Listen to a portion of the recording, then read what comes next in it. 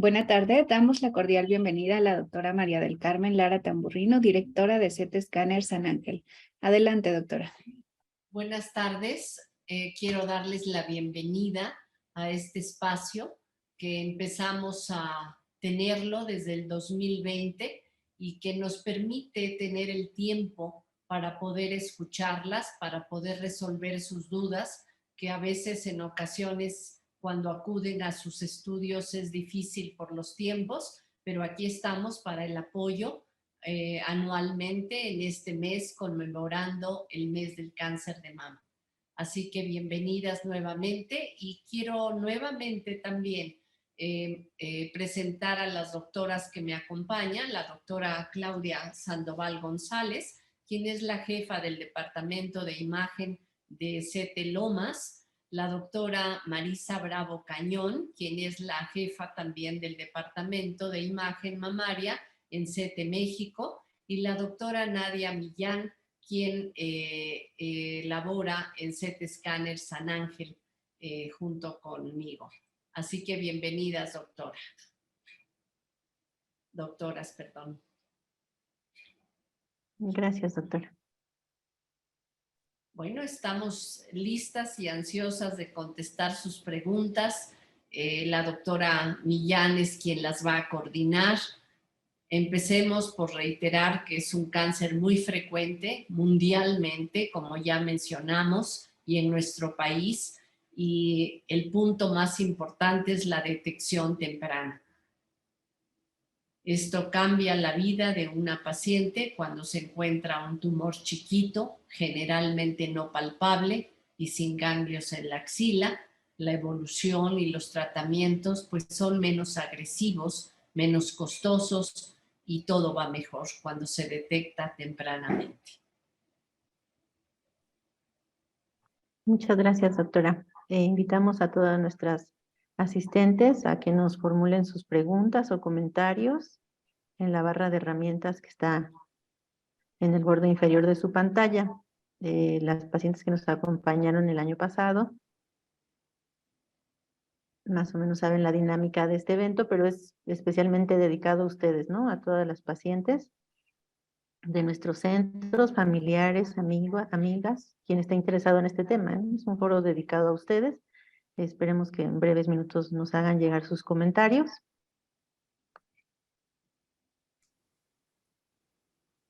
Pues preguntemos nosotros para que se animen las pacientes. ¿Cuáles son los métodos de imagen tradicionales y que han demostrado la reducción de la mortalidad por cáncer mundialmente? Si quieres, alguna de ustedes, si quiere contestarlo, por favor. Okay. Bueno, pues si quieren, yo empiezo a contestar. Primero, pues es un gusto volver a estar aquí en este webinar, que obviamente tomamos desde hace 3 años porque la pandemia nos sugería cambiar nuestra forma de vida.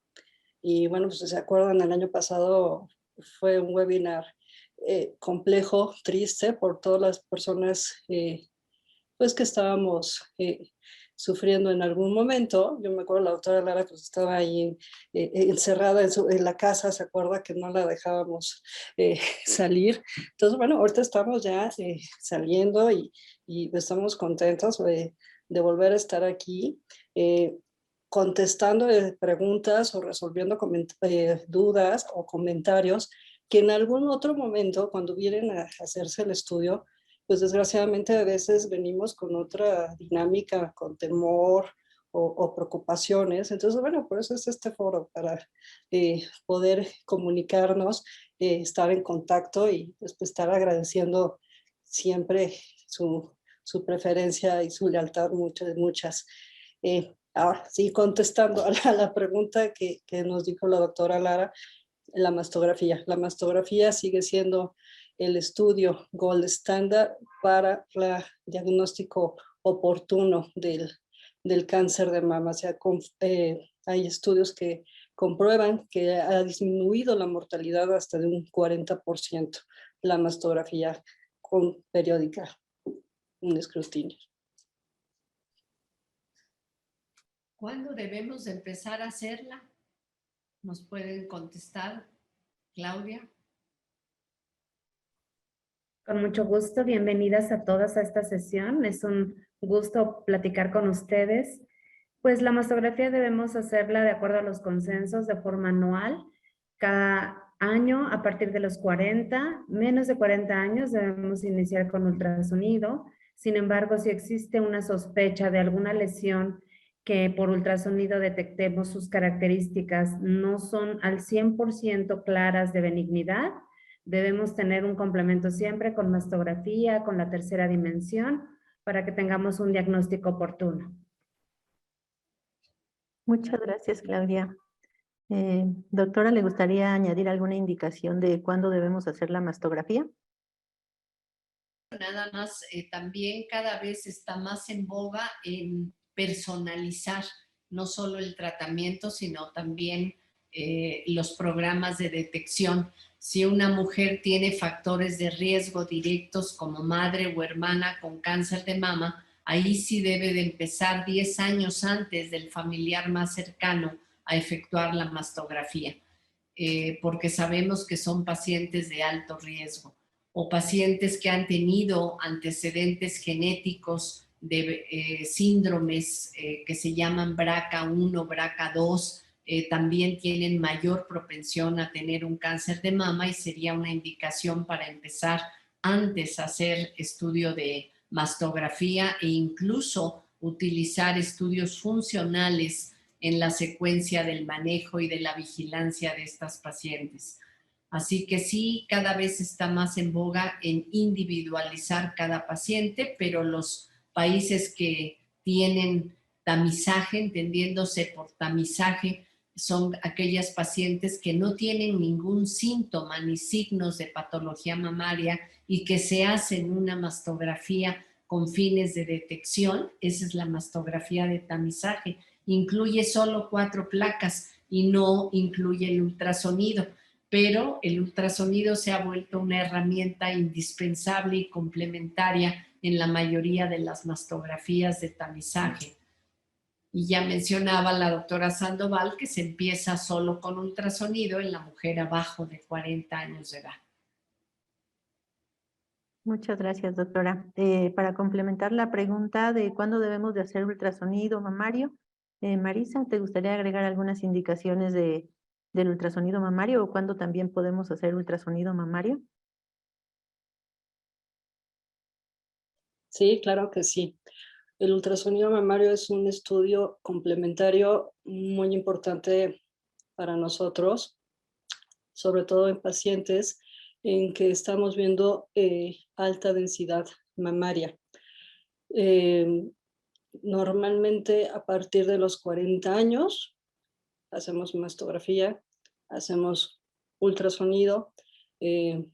Hay estudios que confirman que utilizándolos en una forma complementaria, en una forma integral, aumenta la sensibilidad y es una herramienta muy valiosa para nosotros complementar esto. Sobre todo va ligado a la densidad mamaria para evaluar imágenes que nosotros estamos viendo por mastografía como imágenes de aspecto nodular, ver realmente la naturaleza de estas.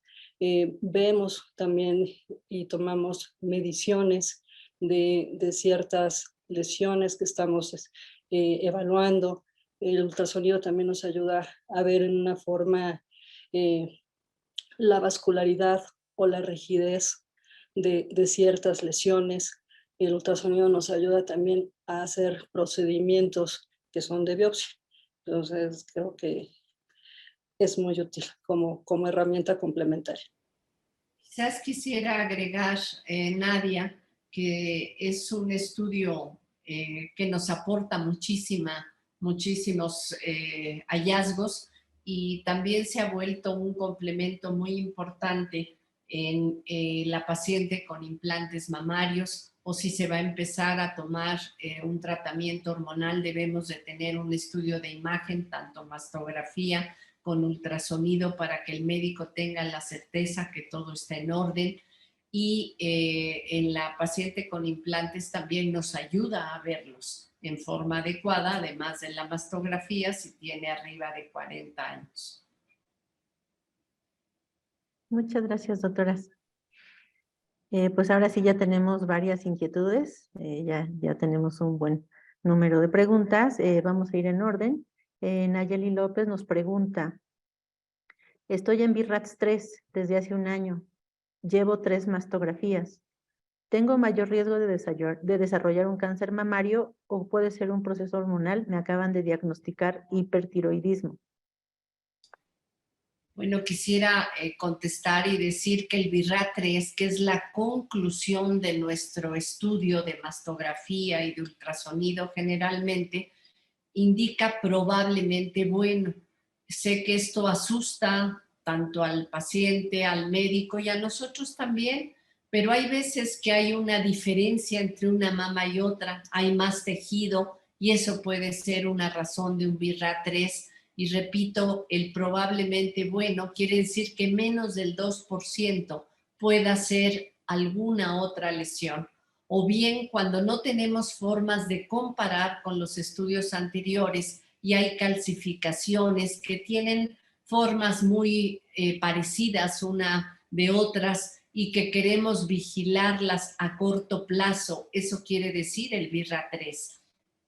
Pero la posibilidad de cáncer es bastante baja, pero entran en esta categoría las asimetrías, las distorsiones, los calcios, y esta comunicación con las pacientes es muy importante de que entiendan que vamos a tener un seguimiento a los 6 meses, posteriormente al año de las 2 mamas y al otro año, dependiendo de la evolución, completar 3 años o 2 años para bajarnos a la conclusión del BIRAT-2, que son hallazgos benignos.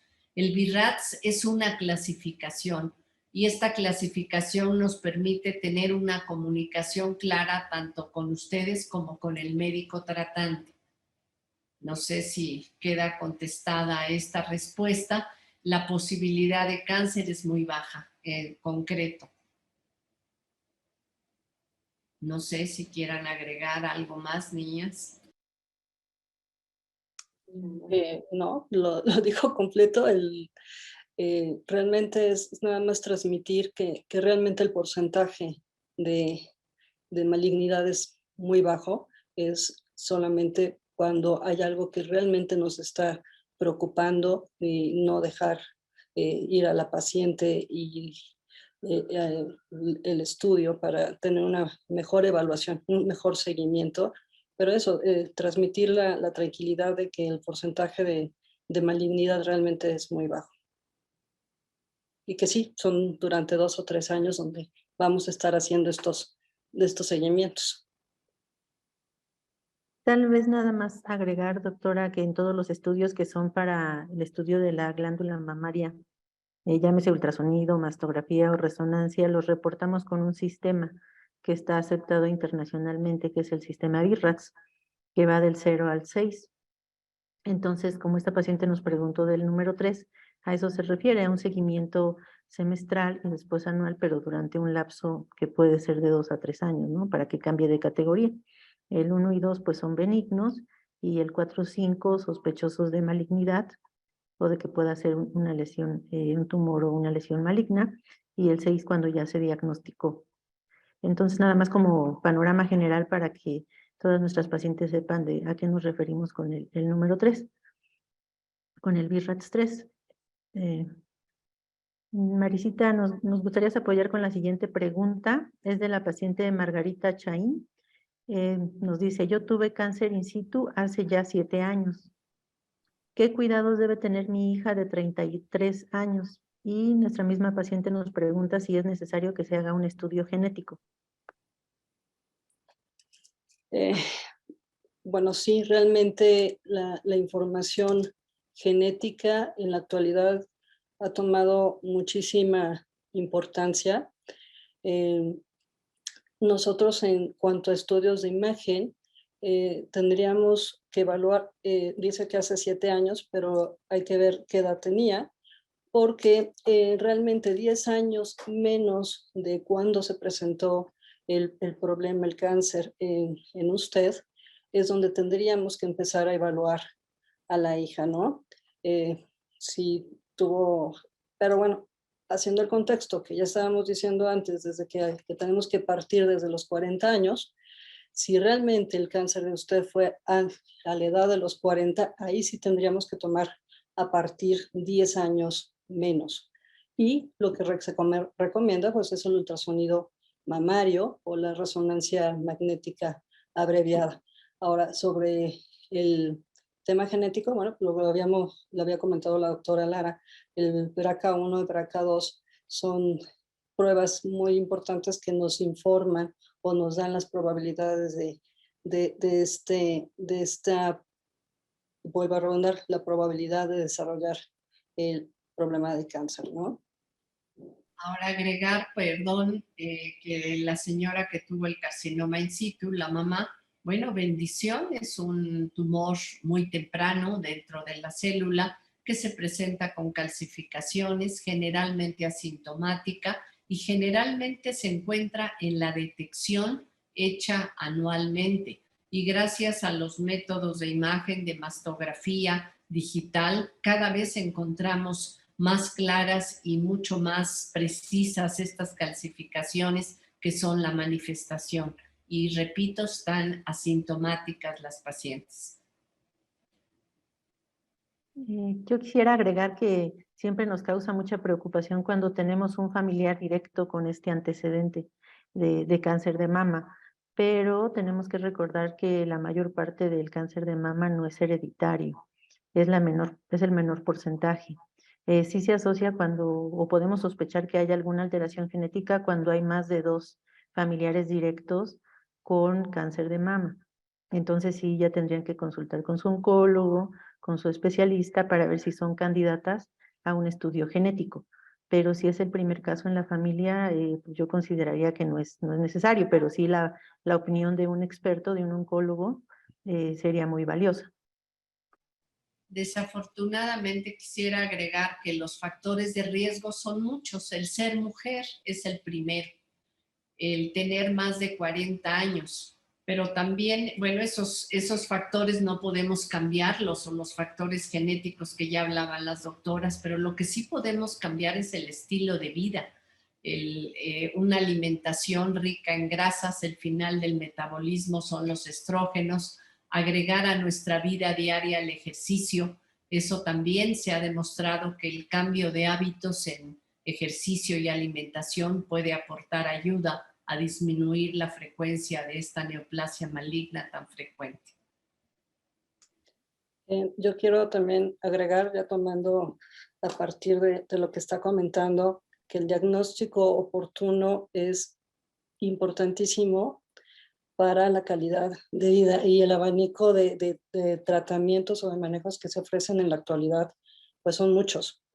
Y que aunque hay un boom, que afortunadamente esta curva ha ido en ascenso a la concientización que tenemos del cáncer de mama, que ha costado, porque ha ido paulatinamente esta concientización, y que aunque hay un boom de información por todos lados, todo el color rosa, aún estamos, considero, cortos a veces en estos diagnósticos, a diferencia de otros países más desarrollados. Desgraciadamente, diagnosticamos ya en estados más tardíos, y creo que la importancia que tenemos en nuestras manos es hacer precisamente diagnósticos oportunos, diagnósticos cuando son estos carcinomas in situ, ¿no? Que es creo que la relevancia más importante del diagnóstico oportuno, y esta concientización no es sumamente importante, pero yo creo que todavía nos falta camino por recorrer. Lo vuelvo a decir, sí estamos en una curva de ascenso, porque hace años pues no estábamos viendo esta importancia y esta concientización que hay hoy en día, ¿no? Pero creo que nos falta, creo que todavía nos falta como país, como sociedad, hacer este tipo de conciencia. Y esta conciencia, pues nosotros como radiólogos, es en la actualización, en conocer más los métodos, en conocer más los temas, pero también como personas es bien importante tomar estilos de vida adecuados y saber que tenemos herramientas que nos dan la medicina preventiva, en específico, pues en esto del cáncer de mama, ¿no? Quisiera agregar que hay que empezar la exploración mamaria a partir de los 20 años o a partir de que se inicia la menstruación. Siempre hay que hacerlo la primera semana después de terminar de menstruar, cuando se menstrua, obviamente, y aprender a conocernos nuestras glándulas mamarias. Desafortunadamente, en los países como los nuestros, en desarrollo, se encuentran los cánceres, como ya mencionaba la doctora Marisa, en forma tardía, por una tumoración palpable. Queremos ir atrás, como en el caso de la señora que fue un carcinoma in situ, pero no se ha abolido el conocer nuestras mamas y el explorarlo también como parte de estos esquemas de manejo para la detección. Entonces hay que agregar también la autoexploración. Si ya no menstruamos, hay que poner un día del mes para hacerlo y empezar de acuerdo a los lineamientos a partir de los 40 años, pero también la autoexploración y la exploración por un experto, en este caso nuestro ginecólogo, es indispensable hacerla anualmente. Y también agregar en cada caso los métodos de imagen. Gracias. Yo también, yo también quisiera señalar en relación, incluso las pruebas genéticas que se realizan en familias que tienen las pruebas genéticas BCR1, BCR2, no todos los familiares que tienen el gen positivo desarrollan la enfermedad. No, desafortunadamente no se ha podido detectar qué es el detonante que puede desencadenar la presencia o no del cáncer mamario. Entonces también la genética es un punto anexo a todos los factores de riesgos que ya seguiremos señalando. Muchas gracias. Vamos a continuar con la siguiente pregunta. Doctora Claudia, ¿nos puede apoyar? La paciente María Teresa Marván nos pregunta qué alimentos conviene evitar para prevenir. En relación a los alimentos, es realmente muchos. Si bien sabemos que la obesidad es un factor de riesgo debido a la ingesta de grasas, de carnes y los precursores de estrógenos que los vamos a encontrar en los vegetales, en los cítricos, realmente es una gama muy amplia y no se puede decir a certeza qué alimentos debemos pues eliminar al 100%. Creo que siempre tener un equilibrio puede ser un método de prevenir, evitar los excesos. Dentro de los factores de riesgo que son mayormente el uso de los estrógenos, pues evitar las grasas y llevar un equilibrio en la alimentación y aunado al ejercicio y al estilo de vida, porque hemos cambiado en los últimos 10 años, sobre todo en las mujeres. Estos factores se han asociado al menor número de hijos, a que trabajamos y entonces tenemos menos meses de lactancia o cero lactancia, aunado a la pésima alimentación, porque al mismo tiempo también trabajamos y no tenemos tiempo de llevar una rutina de alimentación en equilibrio sana. Es un tema muy controversial, pero sobre todo tener el equilibrio en el consumo de grasas. Y quisiera agradecer que nos acompañes, María Teresa. Gracias. Muchas gracias.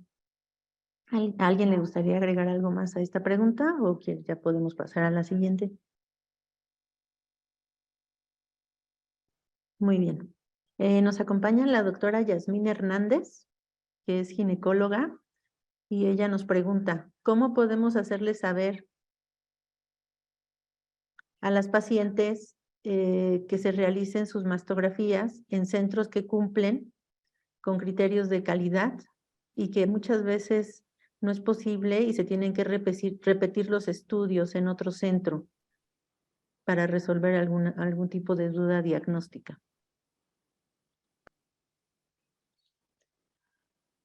Pues es un tema un poco complicado.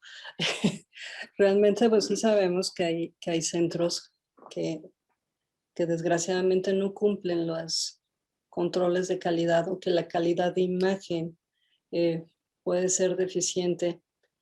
Y pues, sobre todo eso realmente repercute directamente en la posibilidad de dar un diagnóstico adecuado.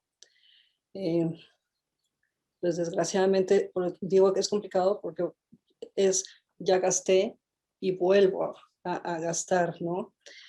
Pero bueno, creo que es importante precisamente antes de acudir a estos centros, ir al centro donde se sepa que se cumplen estos criterios, estos controles de calidad, en que hay equipo humano, hay certificado con conocimiento, con experiencia, en que hay equipos de alta vanguardia, ¿no?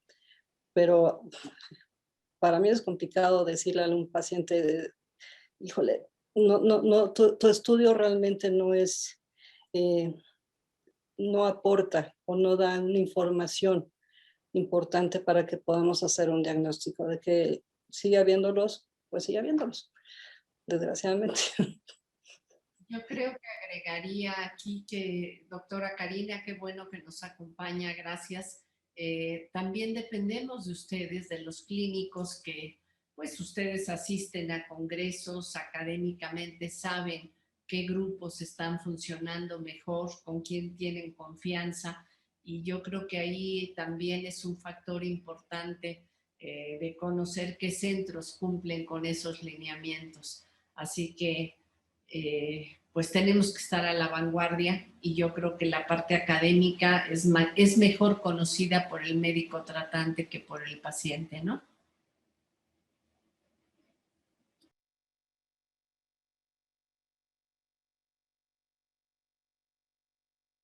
Yo quisiera agregar que efectivamente la evaluación del tejido mamario requiere 3 factores fundamentales: personal técnico, radiólogo calificado para que tengan esas certificaciones para posicionar adecuadamente a las pacientes, tecnología, que tengan adecuados transductores, equipos que tengan la resolución adecuada para evaluar las imágenes mamarias, y médicos radiólogos certificados. Estos 3 elementos considero que son básicos para una evaluación del tejido mamario, y que tengamos la oportunidad de poder hacer diagnósticos de forma oportuna. Muchas gracias. Tenemos que estar al día porque la evolución es enorme de la tecnología, lo vemos en los celulares, lo vemos día a día. Y bueno, pues la historia habla que ha habido una evolución muy rápida en la imagen mamaria debido a ser el cáncer más frecuente.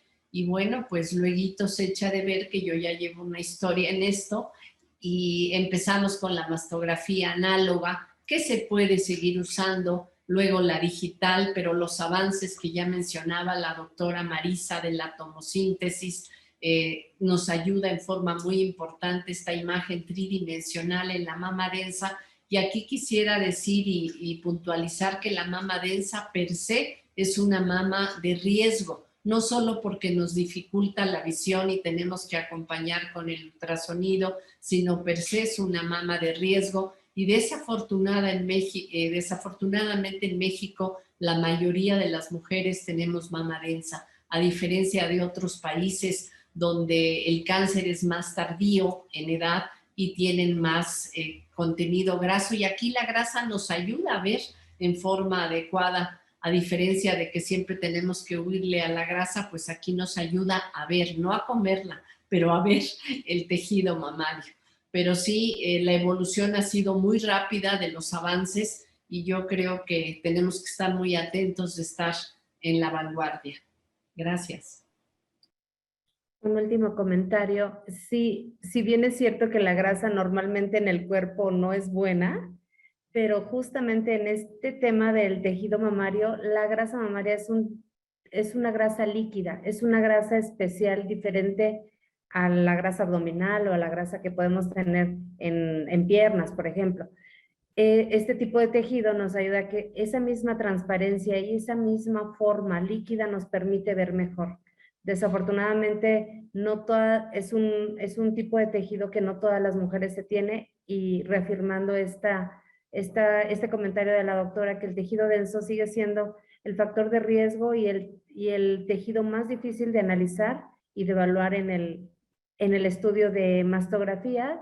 De ahí la importancia de proporcionar los estudios anteriores para que de esa forma podamos tener un apoyo adicional al evaluar el tejido mamario denso, podamos detectar cosas que no se veían en años anteriores. Muchas gracias. Vamos a pasar a la siguiente pregunta. La doctora Lara, ay, perdón, Marisa, ¿quieres agregar algo más? Solamente es para cerrar, porque si nosotros hablamos de la densidad mamaria, creo que muy fácil, pero a lo mejor no se entiende a veces el concepto que es para nosotros la densidad mamaria. Y solamente lo voy a explicar en una forma muy fácil. La mama está compuesta por tejido glandular, tejido fibroso y tejido graso. La densidad mamaria es cuando el tejido glandular y el tejido fibroso es mayor, es más abundante, tiene más cantidad que el tejido graso.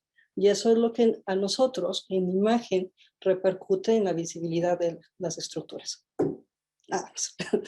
Gracias, Nadia. Muchas gracias. Bueno, ahora sí pasamos a la siguiente pregunta. Es de María Teresa Hurtado Sáenz, que nos dice: buenas tardes, gracias a ustedes me detectaron a tiempo un cáncer en 2016. Pasé por una operación conservadora, radioterapia y 5 años de tamoxifeno, pero ahora estoy muy preocupada por la recurrencia de este cáncer. ¿Podrían hablarnos de ello, por favor?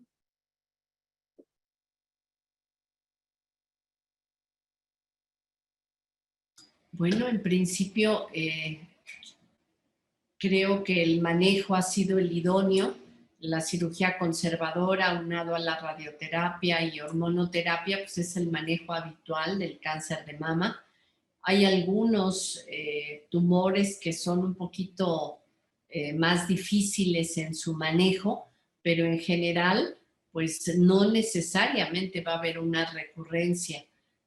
Hay veces depende mucho del tipo del tumor. Hay tumores especiales como el lobulillar que sí tiende a tener otros foquitos o tiende a tener del otro lado, y por eso pues es el seguir en controles mastográficos anuales, tanto por ser mujer, tener arriba de 40 años, como por el antecedente personal tan importante. Pero si yo creo que el manejo que nos está diciendo es el idóneo y el adecuado, pensemos bien y que todo vaya en forma adecuada.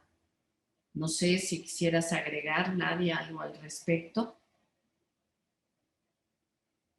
Bueno, incrementa un poco el riesgo de presentar cáncer de mama en ese mismo lado o incluso en la contralateral. Se considera como un factor de riesgo, pero no quiere decir que vaya a tener nuevamente cáncer, ¿no? Pero yo creo que ha estado haciendo muy bien, como dice la doctora, seguir con sus revisiones, con sus chequeos y nada más.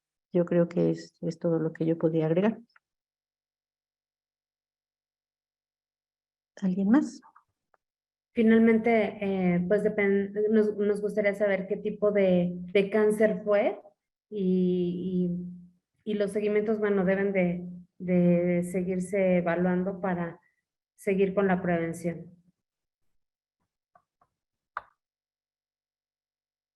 Muchas gracias. Hay varias preguntas de esto. Gloria Díaz, ¿el inicio de la menopausia es un factor de riesgo para el cáncer de mama?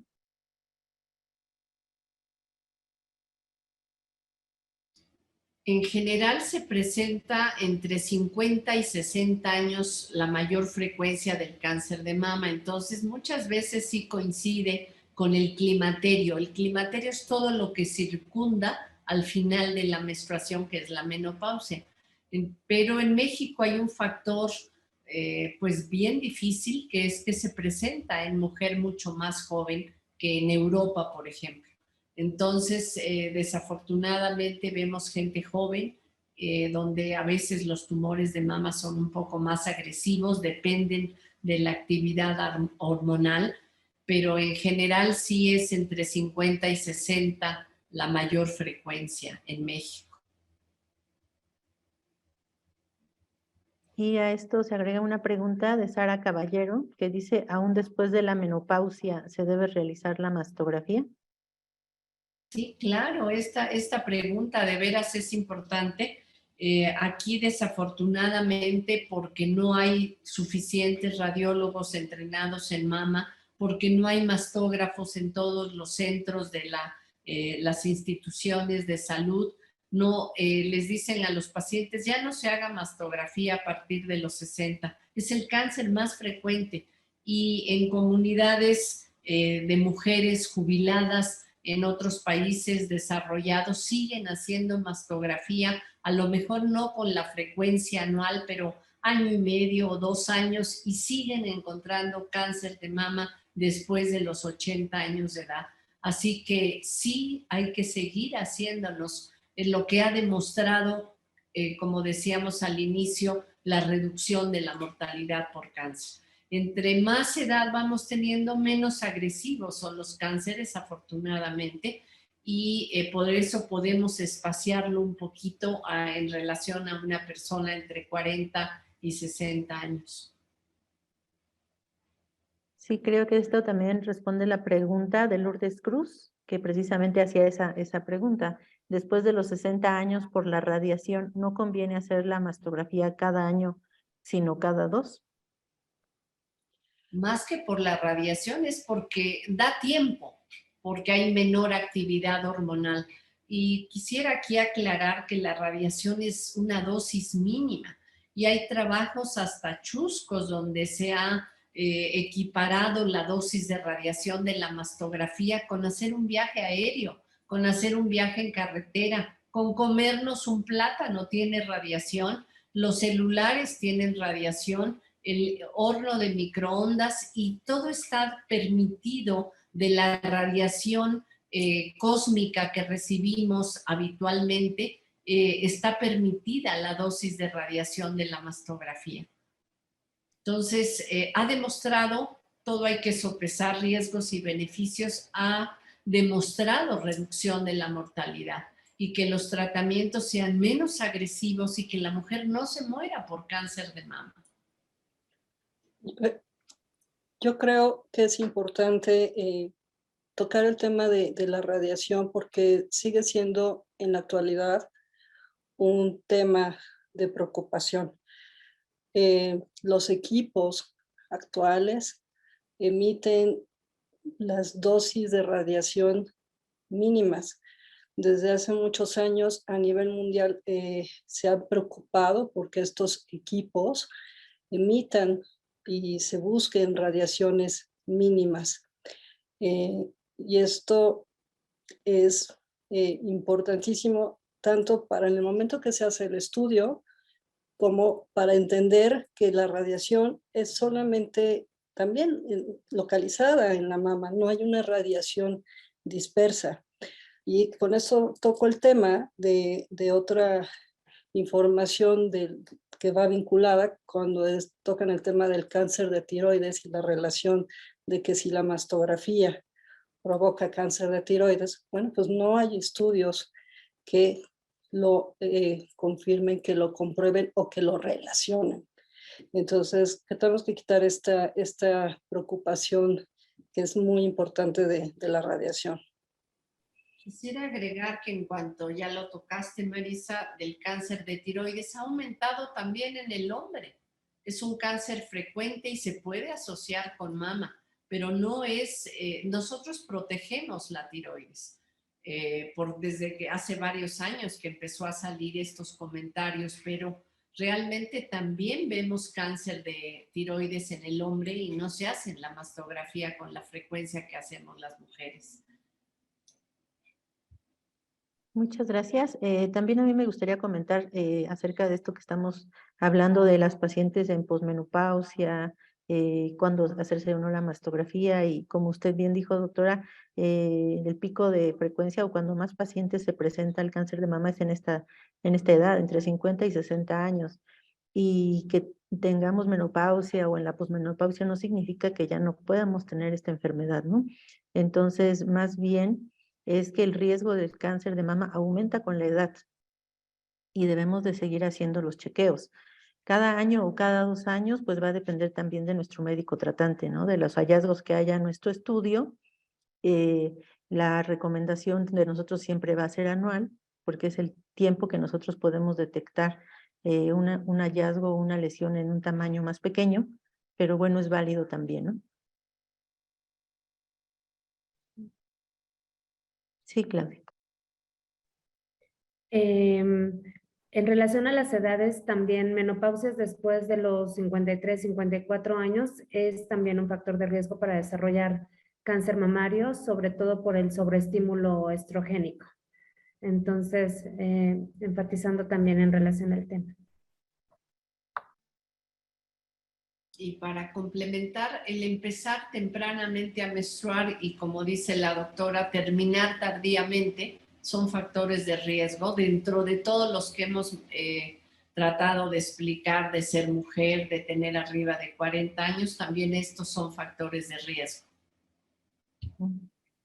Y Cleotilde Vázquez nos pregunta, ¿hay alguna edad donde podamos decir que estamos libres de que nos dé cáncer de mama? Yo creo que no, sería la respuesta. A los 100 años, a lo mejor.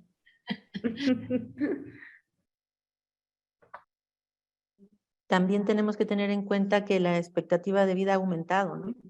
Ha aumentado, actualmente está en la media de 77 años, arriba de 75 años, entonces sí hemos visto pacientes, y no es lo frecuente, pero sí hemos visto pacientes de 80, 90 años con cáncer de mama, entonces, pues no, entre más aumente la calidad de vida, ¿no? Los medicamentos, los tratamientos para diferentes enfermedades, pues hay mayor expectativa de vida, entonces, pues no, el riesgo existe siempre.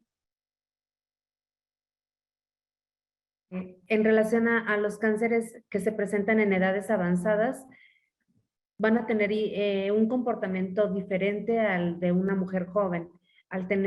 Van a ser menos agresivos, van a ser con menos metástasis. Entonces, a pesar de que no exime en mayor edad que pueda llegar a presentarse este tipo de lesiones, pero bueno, el comportamiento será menos agresivo.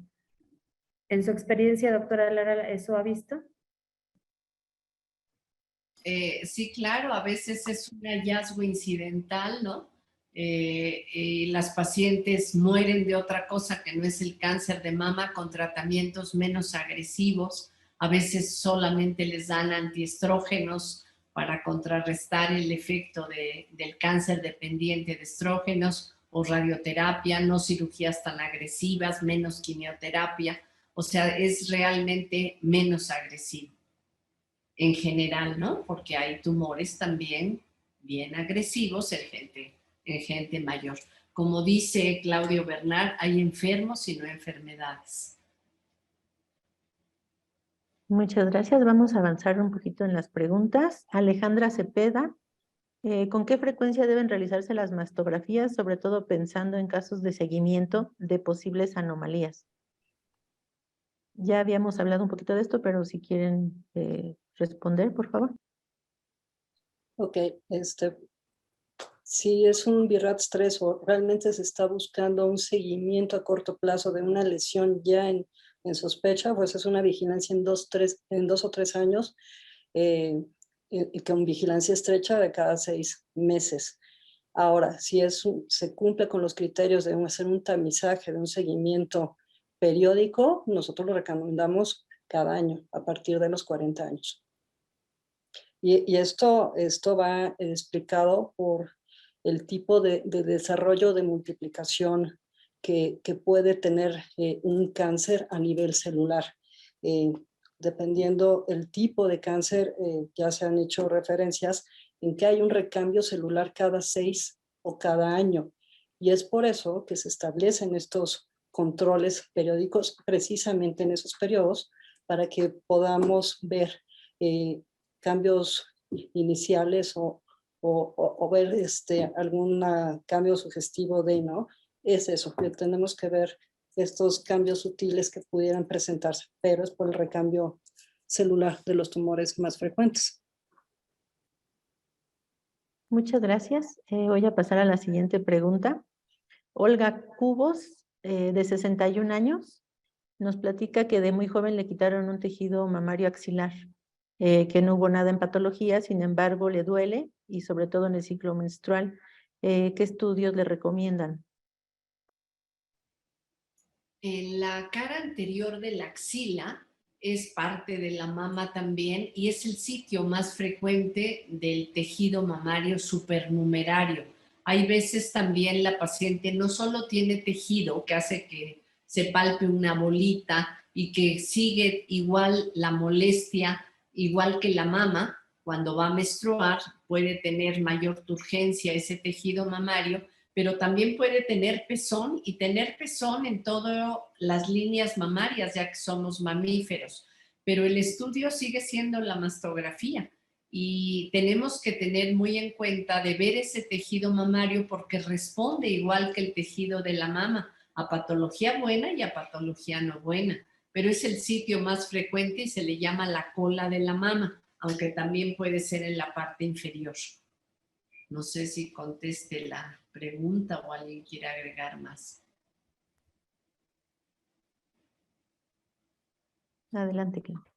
Probablemente también los procedimientos quirúrgicos generan una cicatriz y una fibrosis por debajo de la piel. Muchas veces estas zonas quedan más sensibles, depende del tamaño de la cicatriz, a veces puede haber que se jale un poco la piel y también al ser un área de mucho movimiento puede generar dolor o molestias o puede haber quedado un poco de residuo de este tejido que señaló la doctora Lara y eso nos puede seguir generando inflamación, como si fuera una respuesta del cuestión hormonal, como una glándula adicional.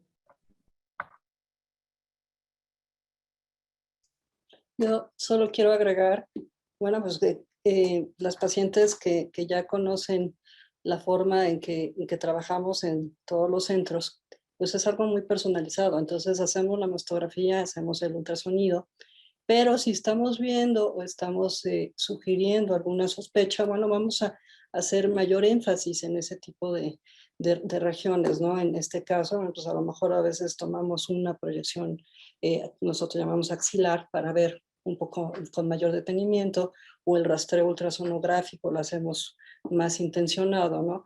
Eso va a depender, bueno, de cada persona, y por eso hacemos los criterios cada vez que hacemos un estudio, ¿no?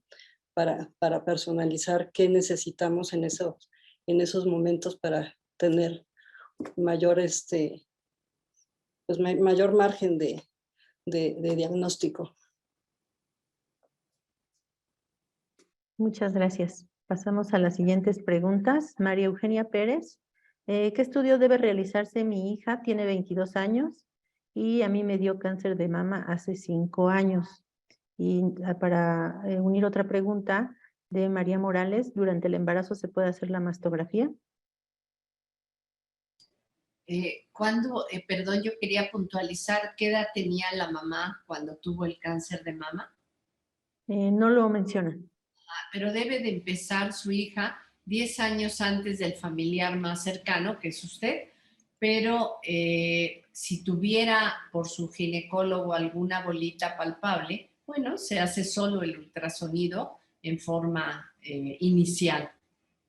Y si no, si usted tuvo el tumor maligno a los 50, 60 años, pues ella debe empezar a los 40, como es lo recomendado mundialmente.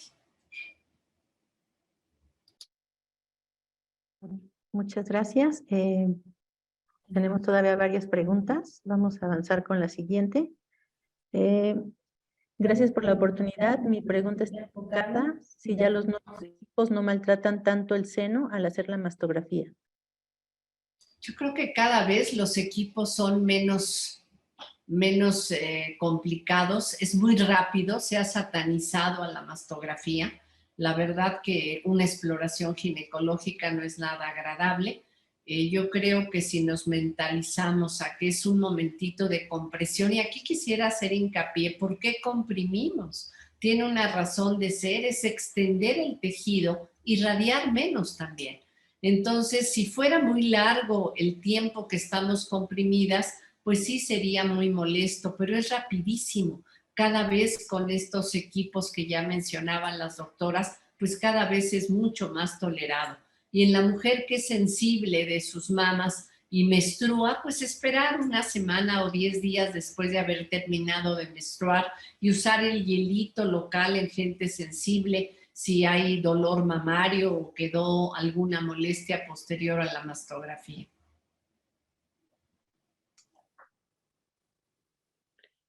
Solamente para agregar, sí, los equipos ya son muy rápidos, también depende del personal técnico que realice el estudio. Pues, entre más capacitado esté el personal, pues más va a ser más rápido y más fácil de hacer el estudio. Y bueno, aquí quiero tocar un tema. Las mastografías que se ofrecen, mastografías sin dolor, no son mastografías. Las mastografías son estudios radiográficos. Y todas aquellas que las mencionen como mastografías sin dolor, en que se están utilizando otras bases físicas, no son mastografías. Nada más. Muchas gracias. Vamos a continuar con las siguientes preguntas. Tenemos varias. Doctora Sandoval, María Manzano nos platica que usted le detectó un papiloma a sus 35 años, que fue extraído por cirugía y con seguimiento cada año. ¿Cuál es su riesgo de cáncer de mama en un futuro? Hola, mucho gusto en saludarte, María. El papiloma intraductal tiene una asociación a desarrollar cáncer in situ. Entonces, el haberlo quitado, prácticamente te quitaron el riesgo de desarrollar cáncer en esa zona. Finalmente, que se pueda volver a presentar, puede haber un riesgo. Sin embargo, debes de entrar en el mismo protocolo que todas las mujeres debemos de hacer, de forma preventiva, la exploración y siempre con mucho énfasis en las zonas retroalulares para ver o detectar estos nódulos que salen dentro de los conductos mamarios. Yo quisiera Doctor. que el papiloma en la mama es generalmente benigno y que no tiene que ver con el papiloma humano. Es una patología de los conductos y generalmente, como decía la doctora Claudia, es en la región retroareolar, pero también hay papilomas periféricos. Y cuando sospechamos este tipo de lesiones, preferimos que se haga una biopsia con un sistema especial o bien que vayan al quirófano, ya que el patólogo también tiene dificultad en el diagnóstico de estas lesiones. Gracias. Muchas gracias. Doctora Marisa, María Fuentes nos pregunta, bueno, dice 3 preguntas. En la primera, para detectar alguna anomalía, ¿es necesario hacer la mastografía anualmente? Y si hay algún porcentaje, ¿se tiene que hacer mastografía y ultrasonido? ¿Y cuánto incrementa el riesgo el uso de terapia hormonal? Aumento del riesgo para cáncer de mama. Ok, primera pregunta. Hay estudios en que se demuestra que ha aumentado el 40% la disminución en la mortalidad al hacer las mastografías anuales a partir de los 40 años. Mastografías y ultrasonidos juntos aumentan hasta un 98% la sensibilidad y especificidad para hacer diagnósticos. Y la tercera, el reemplazo hormonal, ¿es un factor de riesgo? Sí, y es alto. Yo creo que aquí sí hay que individualizar a cada paciente. Ni a nadie ni a todas, como antiguamente se hacía, ni de por vida. Cada vez los médicos clínicos están más atentos de hacer toda la batería de estudios, los controles mastográficos también, y de limitarlo por un tiempo y no de por vida, porque sí, repito, es como ya dijo también la doctora Marisa, pues es un factor de riesgo. Gracias. Muchas gracias. Siguiente pregunta, Sonia de la Mora, Sicilia. Estoy próxima a agendar mi biopsia. Hace un año tuve una lesión BIRATS 4, me hicieron biopsia con reporte de adenosis. Hace un mes nuevamente calcificaciones BIRATS 4C. Tengo antecedentes familiares y me hago mastografía desde los 30, actualmente tengo 46. Yo quisiera aquí agregar que cuando yo empecé en esto, todo el mundo iba al quirófano. Pero afortunadamente ha habido un cambio positivo para hacer cada vez biopsias de mínima invasión, como el caso de la paciente que nos está consultando, que ya ha tenido una biopsia previa, con el fin de simplificar el procedimiento y también los costos, por supuesto, y pensando que la mayoría de ellas son benignas, el 80%, pero que hay un riesgo en general de un 20 o un 30%. Y esto permite optimizar los tiempos quirúrgicos, disminuir el número de entradas al quirófano y costos, por supuesto, y que la resección de ese tejido sea menor, que no altere las mastografías, y son procedimientos muy benévolos, ambulatorios, y que permiten tener un diagnóstico y entrar al quirófano cuando así se amerite. No sé si quieras agregar algo, Nadia. No, doctora, a veces es muy difícil cuando ya hay biopsias previas, ¿no? Decidir una nueva biopsia en base a los hallazgos, pero bueno, como dijo la doctora, si hay una sospecha, pues tenemos la ventaja de hacerlo de este modo, ¿no? De hacerlo de este modo, de una vía que no es en quirófano y que es con una recuperación pues mucho más rápida. Y hacer hincapié que hay muchos tipos de biopsias y hay que seleccionar cuál es el mejor para cada paciente. Todas quisiéramos que fuera con ultrasonido, tiene menos costos, pero es generalmente para una bolita palpable o para una bolita que se halló en la mastografía o en el ultrasonido. Pero si son calcificaciones o se sospecha una lesión papilar, preferimos que se haga con un corte y aspirado, que es un sistema especial, y tenemos que echar mano de la tecnología como es la estereotaxia, que antiguamente se hacía análoga, ahora es digital, y ya tiene agregada la tomosíntesis para aquellos casos de sospecha de distorsiones de la arquitectura o asimetrías, que son hallazgos que pueden ser cánceres infiltrantes. Así que a veces la paciente desafortunadamente o el médico no pueden elegir la vía que convenga, sino tienen que tener nuestra opinión aquí como médicos radiólogos, cuál es el tipo de biopsia recomendado para tal patología. Muchas gracias. Doctora Marisa, no sé si quiere agregar algo más. Bueno, es que ya más o menos lo tocó la doctora. Solamente es la tarea que nosotros tenemos como radiólogos, es prevenir, es adelantar a panoramas más tristes. Entonces, sí, cuando nosotros tenemos una mínima sospecha, es preferible hacer la biopsia y que nos recuperemos de esto a que vengan después al año o después de 2 años, cuando pudimos haber diagnosticado esto en una forma más temprana. Muchas gracias. 2 preguntas de tomosíntesis. María Teresa Marván, ¿por qué es recomendable la tomosíntesis? Y me parece que no es la misma paciente, es otra María Teresa, pero nos dice que ella se lo hacía antes cada año, pero se mudó a Mérida y no sabe dónde realizarlo. Si ustedes conocen algún lugar donde lo pueda realizar en el sur del país, tiene antecedentes de cáncer en familia. Yo quisiera contestar que yo creo que es uno de los avances más importantes de la mastografía, y la tomosíntesis, María Teresa, son secciones de la mama. Es el mismo principio de la tomografía lineal, entonces nos ayuda. No sé qué hacíamos sin tomosíntesis, honestamente, y nos va a ayudar sobre todo en la mama densa, que son la mayoría, y nos va a ayudar a delimitar un nódulo, a ver si hay más de un nódulo, y también en el caso de las microcalcificaciones. Ha sido, yo creo que uno de los avances más importantes en la mastografía digital.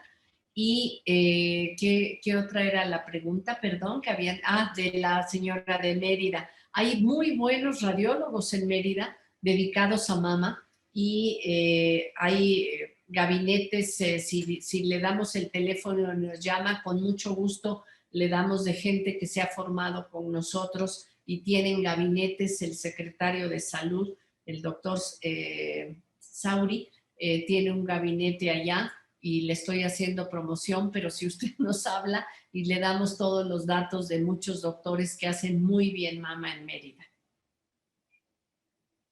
Muchas gracias, doctoras. Margarita Serrano, ¿cómo se puede detectar cáncer de mama en un hombre? Hay antecedentes desde abuela y madre con SIA de mama y un tío murió aparentemente de cáncer de mama. La frecuencia es 10:1, ¿eh?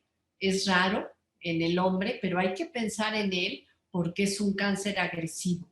Y se presenta igual, se presenta con una bolita que muchas veces produce cambios rápidos en la piel porque no hay gran cantidad de tejido. Y hacemos mastografía en hombre también.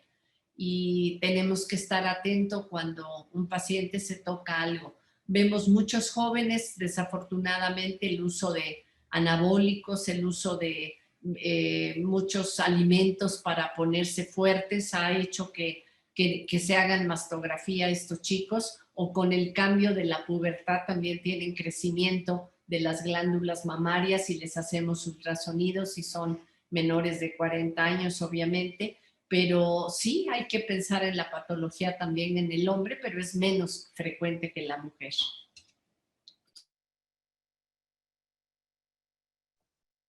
Solamente menos del 1% de los cánceres mamarios corresponden a los hombres. La patología más benigna es este crecimiento glandular anormal, es lo más frecuente, pero efectivamente el Colegio Americano de Radiología tiene criterios muy establecidos para evaluar con mastografía, con tomosíntesis, que es la tercera dimensión, y con ultrasonido este tipo de lesiones, porque no deben de dejar pasar cualquier nódulo palpable, porque desafortunadamente, como lo señaló la doctora, se diagnostican en fases muy avanzadas, incluso ya con invasión a otras partes del cuerpo.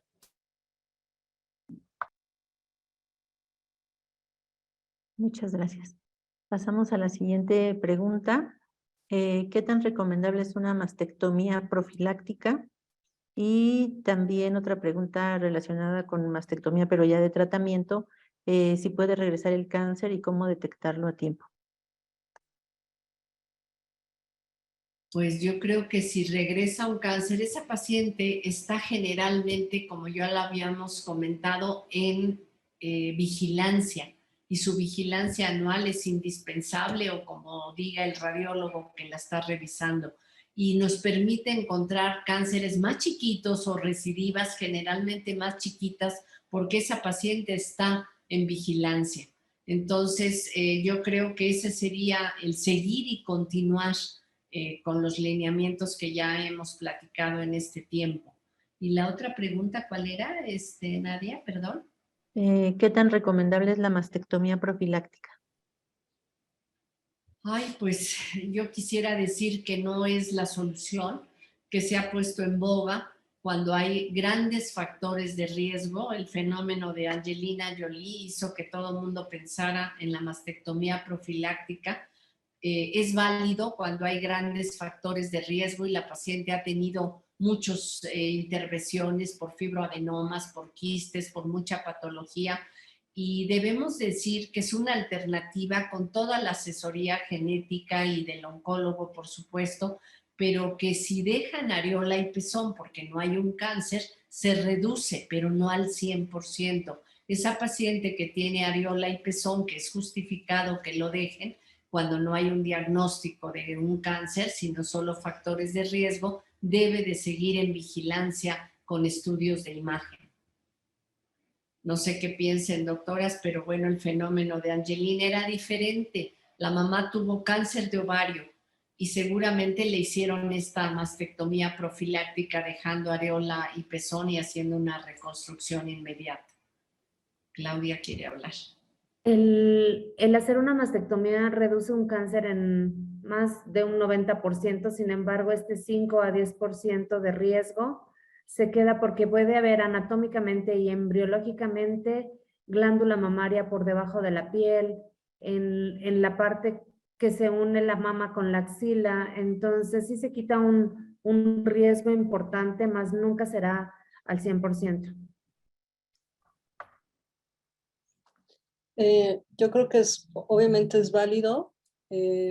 Obviamente todo el mundo tenemos temor cuando nos hacemos esta mastografía, cuando estamos del otro lado, cuando hay antecedentes más, cuando ya se padeció también un cáncer, este temor aumenta muchísimo, entonces creo que es válido, pero sí tiene que ser un manejo muy personalizado, en donde haya una orientación oncológica, que haya una orientación genética y demás para que se pueda realizar. Y como dijo la doctora Claudia, disminuye mucho el riesgo, pero sigue estando latente, aunque sea mínimo.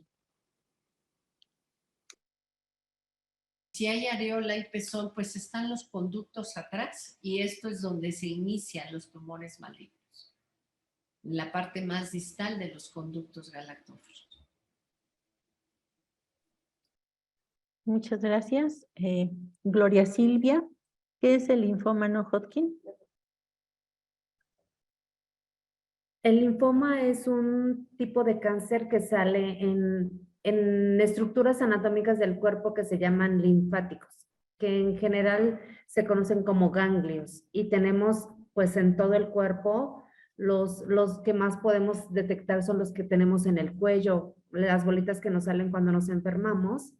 Este sistema, el no Hodgkin, es un tipo de estos cánceres y nosotros al tener una evaluación axilar, ahí tenemos incluidos los ganglios de la axila. Por eso es muy importante que en los estudios mastográficos y de ultrasonido incluyamos la evaluación de estas zonas, porque muchas veces puede ser información que viene directamente del tejido mamario, de alguna lesión que viene de la mama, o puede ser del mismo linfático, de una parte sistémica. O sea, puede haber infiltración por linfoma en la mama, pero es raro. Generalmente, como dice la doctora Sandoval, podemos encontrar o sospechar por la presencia de ganglios bilaterales. No asustarnos ahora que nos han vacunado contra el SARS-CoV, que hemos visto ganglios de tipo inflamatorio en las axilas que son transitorios, que son pasajeros y que son parte de la respuesta del organismo a la inyección de un agente. Muchas gracias. Lourdes Fernández, ¿la resonancia puede realizarse en lugar de la mastografía? Qué buena pregunta. Es un estudio bien sofisticado, donde está la paciente boca abajo, donde es 30 o 40 minutos. Para que sea útil para ver el tejido mamario, tenemos que inyectar un medio de contraste y no sustituye a la mastografía. La resonancia, a pesar de ser un equipo, repito, de gran sofisticación, no ve calcificaciones que ya hemos analizado, que son cánceres tempranos, y que está indicado básicamente en casos de duda o en caso de duda de implantes mamarios, ahí puede hacerse simple, pero sobre todo su principal indicación es saber si hay más de un foco en una lesión maligna, o ver la axila o ver el estado de la mama contralateral. Eso quiere decir etipificar un cáncer de mama. También podemos hacer estudios de medicina nuclear, pero la resonancia no sustituye a la mastografía. Que eso quede muy bien puntualizado. Es una herramienta muy valiosa también, que tenemos disponibles, no todo mundo, que eso también hay que decirlo, no todo el país tiene resonadores magnéticos. Y estas tendencias de hacer estos tipos de estudios como de tamizaje, bueno, vienen de Europa, en donde pues existe un resonador solamente para un área de mama, ¿no? Pero como dijo la doctora Lara, no sustituye al estudio de la mastografía. Es una valiosa herramienta de complemento. Y en pacientes también con antecedentes importantes heredofamiliares, ¿no? Gracias. Muchas gracias. María Fernanda Arroyo, ¿con quién es mejor consultar? ¿Con un oncólogo especializado en mama o con un ginecólogo para los resultados de mastografía y ultrasonido?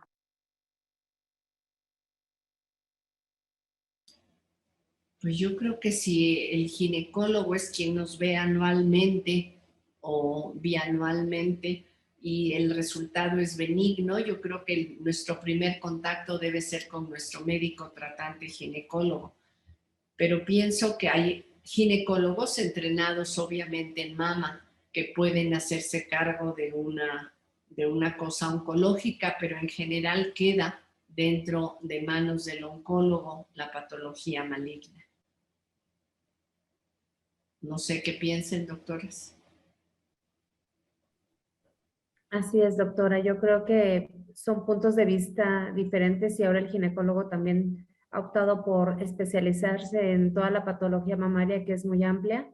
Y el ginecólogo, perdón, y el oncólogo, bueno, pues tiene una visión más específica de algunos casos especiales para cada paciente que ya requerirán algún tratamiento pues más prolongado o más específico para cada una.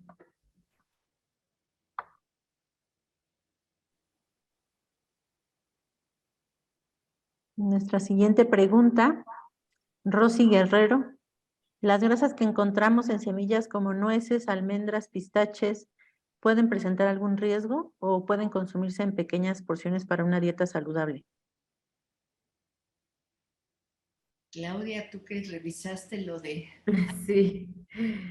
Estos alimentos tienen algo que se llaman xantinas y las xantinas producen retención de líquidos en la mama. Entonces, estos alimentos más bien se sugiere eliminarlos para evitar cambios inflamatorios de la mama, pero no se ha encontrado una asociación como tal para desarrollar cáncer mamario. Más bien por la cantidad de sal, muchas veces estas semillas tienen sal, los cacahuates, los pistaches, entonces también se asocia a retención de líquidos.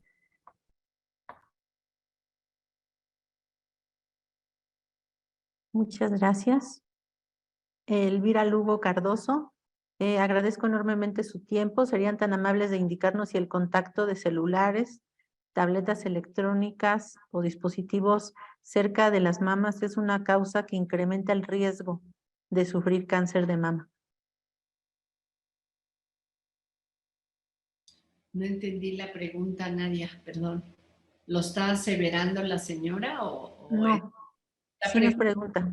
¿Se aumenta el riesgo tener el celular cerca de las mamas? Pues es que hay un porcentaje de radiación que emite todo, las computadoras, el celular, el automóvil, lo que señalaba la doctora, los viajes en avión, la misma radiación ambiental, la radiación de los alimentos. Entonces, pues es como un factor, un pequeño granito a más factores de riesgos para desarrollar cáncer mamario. ¿O qué opinan en relación al tema? Yo creo que estamos inmersas ahorita en un mundo de muchísimas radiaciones, ¿no? Y que las estamos viendo a nivel ambiental. No creo que haya al momento una causa que diga esto es lo que está ocasionando, ¿no?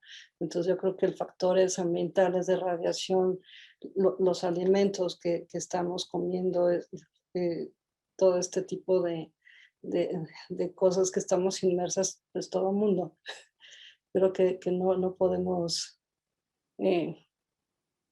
decir, es la razón de que esto sea la causa, ¿no? Yo creo que más bien hay que optar por estilos de vida más saludables, la obesidad, realmente disminuirla, estos diagnósticos oportunos, las revisiones, las autoexploraciones, las revisiones con sus médicos. Creo que tenemos que ir un poquito más hacia esos puntos de qué podemos hacer. Yo sé que es una inquietud, ¿no? De cómo yo puedo hacer o cómo puedo evitar esto, ¿no? Pues desgraciadamente, pues todo el mundo estamos inmersos en un ambiente de mucha radiación, pero con lo que mencioné hace ratito, creo que es importante el estilo de vida, las detecciones oportunas y acudir con sus médicos, sus revisiones anuales.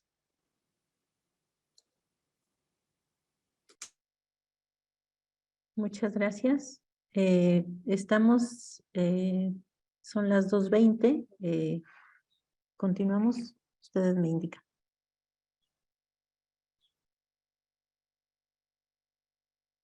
¿10 minutos más? Y si 10 minutos más y concluimos, qué bueno que haya tanto interés, tanta pregunta. Sí, de hecho todavía tenemos bastantes preguntas, pero igual podemos contestarlas por correo. La paciente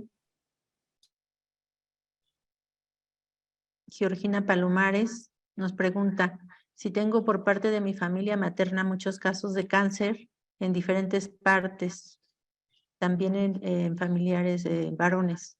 ¿Qué tan probable es que yo tenga cáncer? ¿Y serán de mama?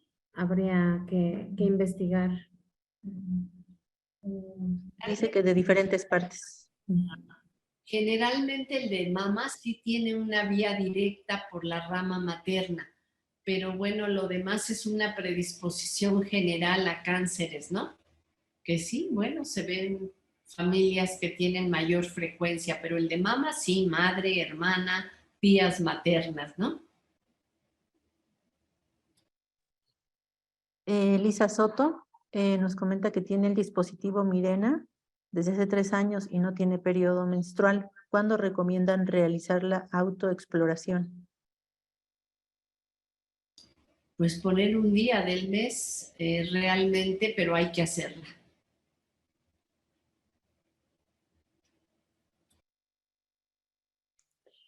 Yo creo que la importancia de la autoexploración es conocernos, porque a lo mejor al principio va a ser bien difícil distinguir o definir algo, pero si lo hacemos esto en una forma periódica y si nos conocemos, bueno, vamos a ver una diferencia o vamos a poder encontrar, ay, esto no lo tenía hace unos días, esto no lo tenía hace un mes. Eso es la importancia de hacer esta exploración, que es bien difícil al principio, pero bueno, ya que nos conocemos, creo que se vuelve un poquito más fácil.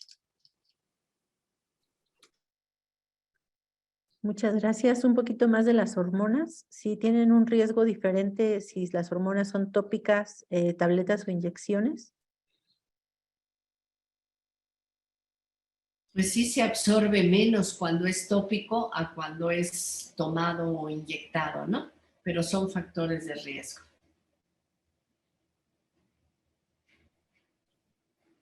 Y bueno, continuamos con lo de las hormonas. Juana Saldívar nos platica que su oncólogo le indica no tomar hormonas, pero su ginecólogo sí, porque dice que le hacen falta para tener una mejor calidad de vida.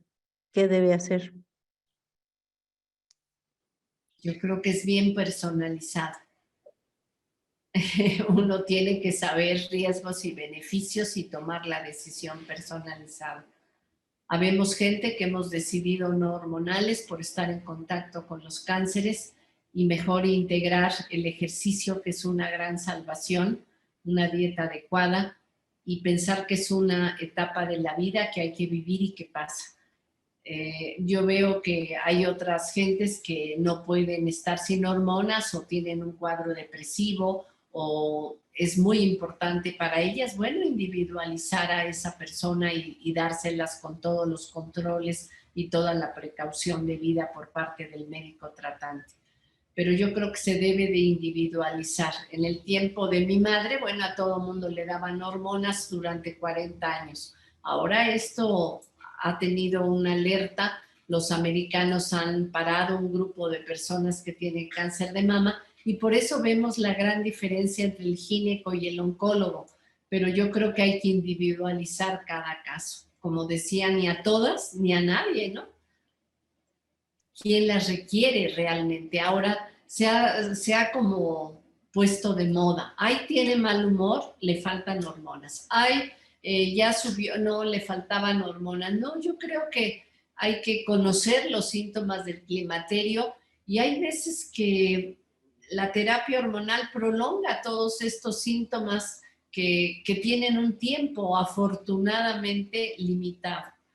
Había una señora muy querida que me decía que los bochornos eran unos incendios maravillosos y ella era escritora y que cuando no podía dormir se ponía a escribir y que ese tiempo era maravilloso. Entonces es un enfoque muy diferente, ¿no?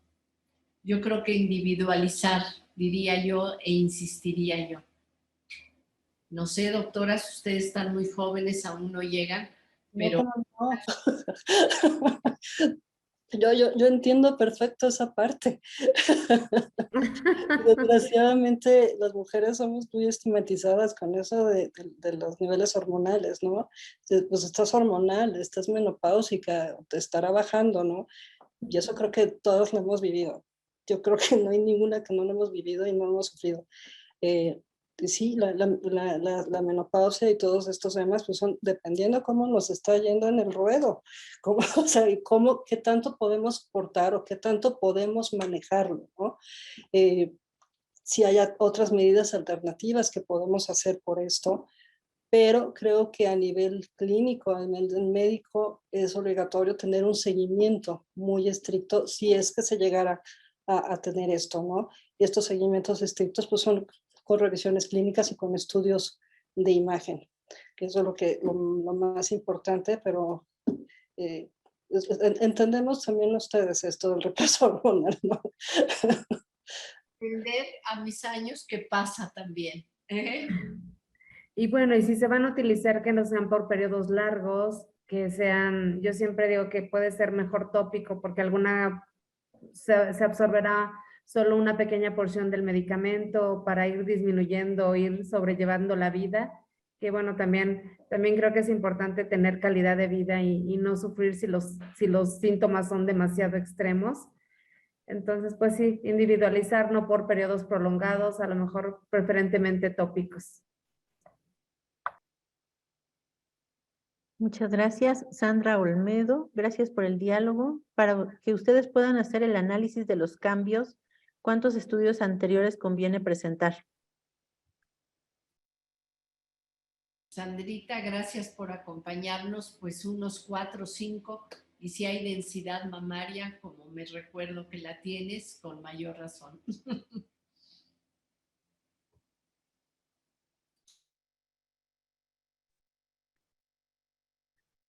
Dulce María Olmedo, una amiga tuvo cáncer de mama hace como 15 años y tuvo cáncer de tiroides hace 3.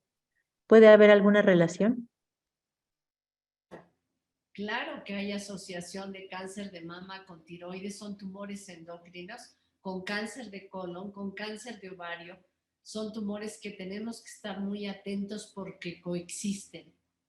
Y por ejemplo, cuando a alguien le mandan a hacer un estudio para ver que no haya metástasis a distancia y tuvo 2 primarios, con mayor razón, incluir también el estudio de la mama en el mismo momento, que se llama mastografía por emisión de positrones, para ver a distancia y localmente. Gracias, Dulce, por acompañarnos. Ay, perdón. Estoy viendo un comentario muy bonito, le comentó del doctor Jorge Herrera Cantillo, dice, los médicos debemos hacer el diagnóstico oportuno y precoz para disminuir la mortalidad del cáncer de mama, entre comillas, la enfermedad más terrible y diabólica en el órgano más femenino. Creo que una frase muy, muy bonita, muy cierta, muy real. Gracias, doctor. Yo quisiera, por el tiempo que creo que ya se nos vino encima, Nadia, decirles a las doctoras qué dejarían en el aire, no en el aire, sino qué recomendarían a cada paciente con este diálogo que hemos tenido tan agradable, como para concluir o terminar toda esta serie de preguntas. La prevención creo que sigue siendo el factor más importante para detección oportuna. Sería para mí lo más importante, no dejar pasar las mastografías, sobre todo en las edades de mayor, estadísticamente mayor, de mayor número de casos, alrededor de la menopausia, seguir con los seguimientos. Para mí creo que puede ser el punto número 1. Muy bien, Claudia, ¿en las demás? Bueno, creo que las 4 amamos y tenemos pasión por nuestro trabajo, pero también mucho de lo que estamos en el momento viviendo, y lo que somos ahorita es por ustedes, por nuestras pacientes. Crecemos, aprendemos y tratamos de mejorar, y tratamos de aprender más y tratamos de actualizar más, precisamente para dar mejores diagnósticos oportunos. Y solamente quiero, la tarea de ustedes es la concientización de hacerse estos diagnósticos oportunos, de tener un estilo de vida, de acercarse con sus médicos, con su ginecólogo, con su oncólogo, inclusive con nosotros que tienen la puerta abierta para cualquier comentario, cualquier duda, pues estamos aquí. Es un trabajo de todos. ¿Tú, Nadia, qué quisieras decir? Que nos demos un tiempo para revisarnos. A veces no nos damos esos minutos, ¿no? Tal vez horas de revisarnos o ir a una consulta médica. Apenas vi estos famosos memes que decía, dedica media hora de tu tiempo para revisarte, como lo dedicas a revisar tus redes sociales, ¿no? Sobre todo a nuestras pacientes más jóvenes y que está mucho de moda, ¿no? Entonces, pues démonos un tiempo. Hay que establecer una fecha específica antes de terminar el año o después de iniciar el año. Establezcamos como una fecha nosotros en nuestra agenda para dedicarnos a una revisión que es muy importante. Muchas gracias. Querámonos. Y también que no se sustituya la parte de que a veces vienen a la mastografía, a mí me ha pasado y me dicen, tú eres mi médico. Entonces creo que somos un equipo clínico, radiológico y con las pacientes de que ellas se exploren, ellas se detectan, ellas se ven al día a día. Y en la parte clínica, que no solamente ve el tejido mamario, sino una forma integral de todo el cuerpo, y junto con los estudios de imagen, que creo que hemos hecho un equipo padrísimo para tener mejores diagnósticos para todas ustedes. Bueno, pues quisiera agradecer la participación en principio de ustedes, pacientes queridas, y de las doctoras, y estamos a sus órdenes para cualquier comentario. Como decía la doctora Nadia Millán, estamos al alcance también del correo electrónico y de poderles contestar todas sus dudas cuando acudan a sus estudios. De mi parte, muchísimas gracias a todo el personal. Gracias. Gracias. Gracias, hasta pronto. Gracias, un abrazo a todo el mundo y acuérdense que no nada más ese es un mes, es todo un año de concientizar y darle la oportunidad, la importancia a nosotros mismos, como dijo la doctora. Gracias a todos ustedes también. Gracias, maestra.